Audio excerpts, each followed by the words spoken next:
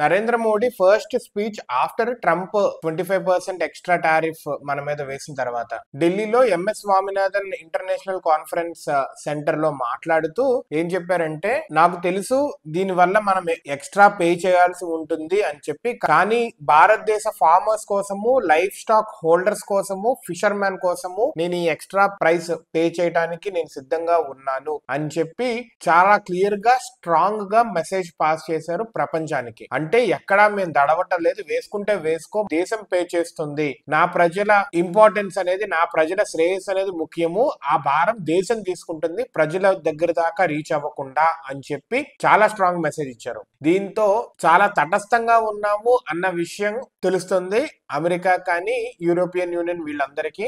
భారతదేశ వైఖరి ఎలా మారిందో చూడండి. భయపడే దగ్గర నుంచి భయపెట్టేలాగా, ఏమన్నా దెబ్బ వేసినా తిరిగి దెబ్బ వేసేలాగా, కొన్ని చోట్ల ఎక్కడైతే కుదరదో అక్కడ ఆ ఎఫెక్ట్ ప్రజల మీద పడకుండా దేశమే మోసేలాగా తయారైంది. This is a very strong sign. భారతదేశము చాలా సిగ్నిఫికెంట్ గా మిగతా దేశాలకి ఒక ఆదర్శప్రాయంగా తయారవుతుంది ఇప్పుడైతే. That is really great. America దీన్ని ఎలా తీసుకుంటుందో చూడాలి. ఎలాగో తీసుకుంటున్నారని చెప్పి మళ్ళీ ఎక్కువ టారిఫ్స్ వేస్తే మొదటికే మోసం వస్తుంది అమెరికాకి.